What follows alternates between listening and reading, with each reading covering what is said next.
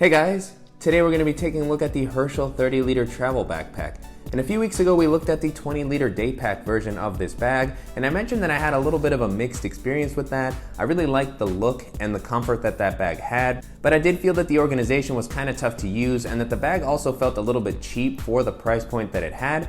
And so I still have the same feelings about the general build quality of this bag for its price, but I did feel that a lot of the issues that I had around the organization were alleviated with this larger bag size. The bag's simple layout makes it surprisingly spacious, so it works out really well for traveling while still keeping a pretty decent size. And I also like how the laptop compartment was implemented in this bag a little bit better. So still some areas for improvement, but a much better experience with this bag. So I'm really excited to share it with you guys, and I want to thank you again for the suggestion to check this one out. And let's just jump in and take a closer look at the Herschel 30-liter travel backpack. Starting out with the outside of the bag, the overall aesthetic is very similar to what we saw with the 20-liter Daypack, and I really like the look of both of the bags. I think they have a very clean and minimalistic aesthetic that's going to fit in well in a variety of environments. I also think this cleaner look is going to work well with more professional outfits, so just a really nice style all around. The 20-liter version of the bag we looked at had a heathered gray color. This is the all black version of the bag, and I really like the all black look as it makes it look just a little bit sleeker and slimmer, especially considering that this is a little bit of a bigger bag. As far as the materials, this is made out of a pretty lightweight polyester that feels like it can offer a decent amount of weather resistance, but I honestly worry a little bit about the longevity of the materials, especially if you're traveling with this a lot. It just doesn't feel like it's gonna hold up that well. And for the price point that this bag comes in at, I would have liked to have seen something a little bit more rugged. The zippers on the bag have worked pretty well so far, and they seem to offer at least some covering to help keep water out. Unfortunately, they're not YKK or anything like that, which would have been nice to see with a bag at this price point, but I haven't run into any issues yet. At the top, the bag has a pretty nice handle that's nice and comfortable. It has a nice gel-like material that's going to make it easy to hold the bag while you're walking around if you don't want to wear it. The last thing I'll mention while we're on the outside is that there are two external water bottle compartments, and these are implemented very similarly to what we saw with the Daypack, but the additional space that this bag offers actually makes it easier to use. So currently what you see here is the same water bottle that you've seen in all my other daily bag videos, and that was able to fit in this version of the bag, which it wasn't able to do with the 20-liter Daypack. And so there's still no elasticity here, which is something I would have really liked to see to make it easier to put something thicker. Currently, the water bottle that I had in there is about as big as you would be able to go, and it does start to eat up some space from the main area, so you have to kind of think about that as you're packing the bag out. But I was happy to see that at least in this version of the bag, I was able to place my normal water bottle inside. Moving on to the straps and the back paneling, the bag has been pretty comfortable to wear. I like how the straps have been implemented. They have a nice amount of padding. They're soft. On the inside, they have a meshing material to help prevent moisture from building up. And they also have a nice width to help prevent the bag from digging into your shoulders even when it's fully packed out. The straps unfortunately don't include any sort of a sternum strap, which would have been nice considering that this is a little bit bigger bag, but it does have this webbing that might allow you to add one if you feel like you need that additional support. Moving on to the back paneling, this has been fairly comfortable. It's nice that it has this sort of meshy material here near the bottom to help prevent moisture from building up as quickly.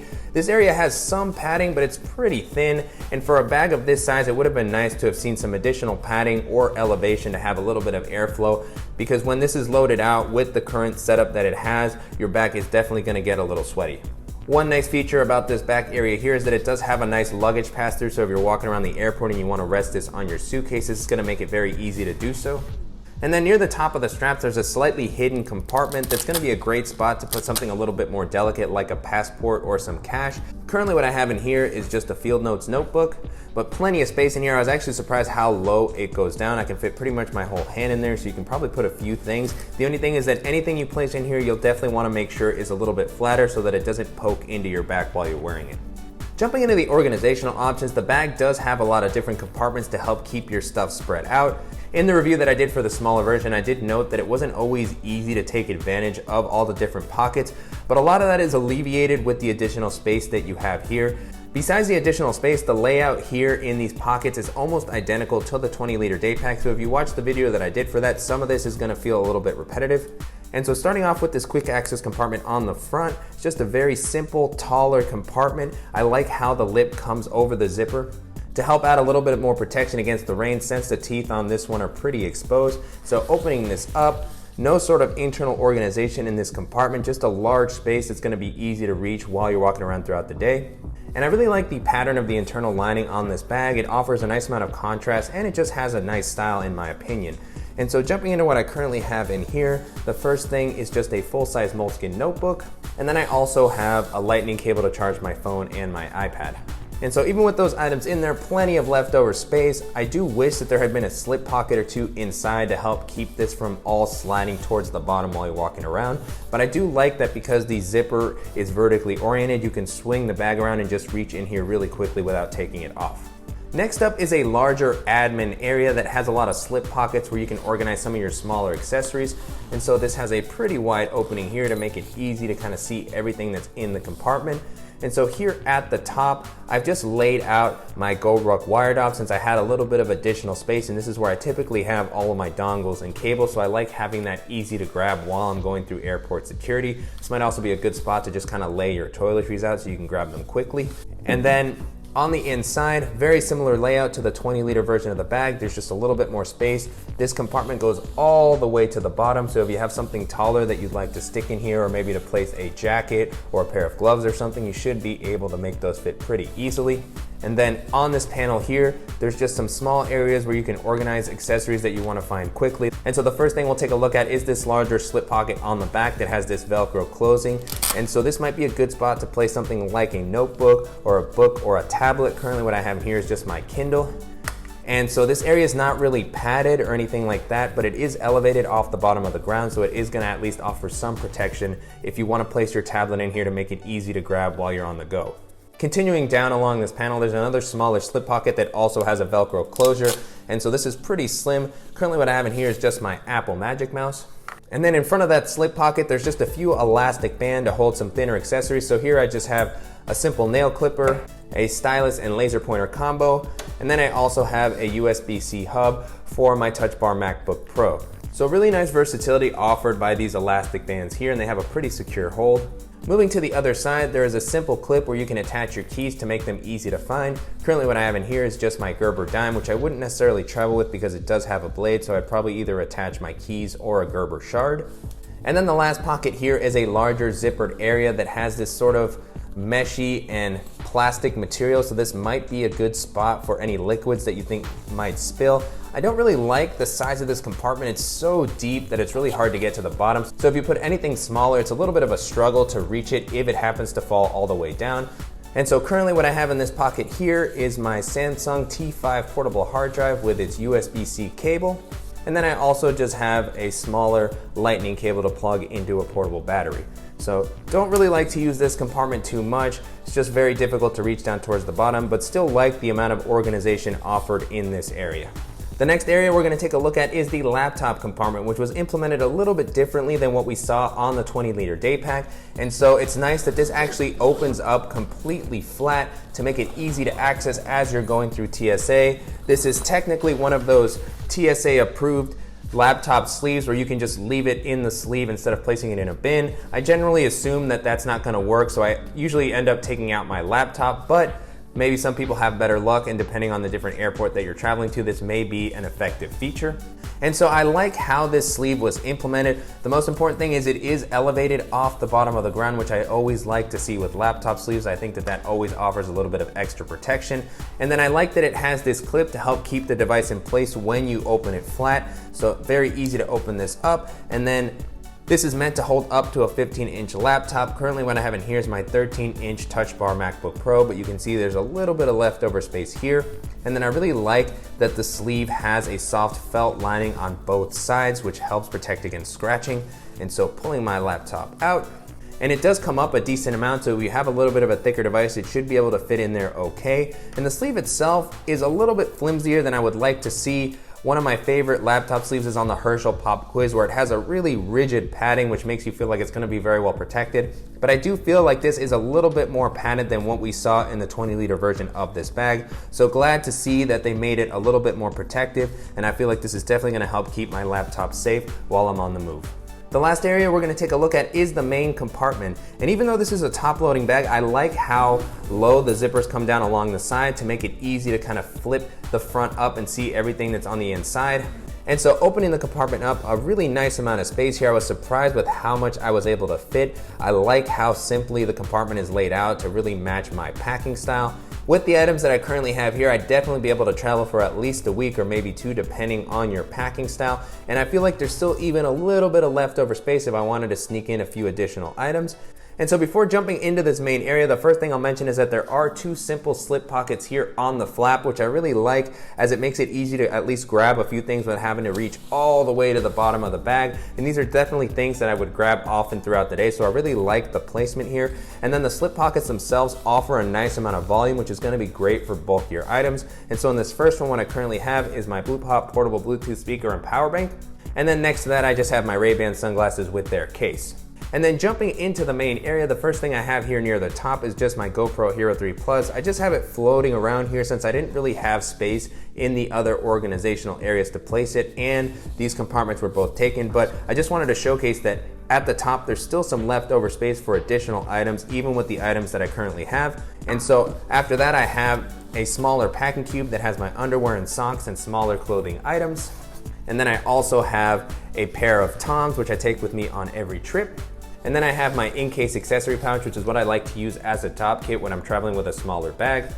And then the last item that I have in here is a larger double-sided packing cube that has my dress shirts and jeans and other large clothing items. This is from Arkedo, and I really like this packing cube because it has the ability to compress down to give me just a little bit more space, so it usually combines really well with smaller travel bags like this.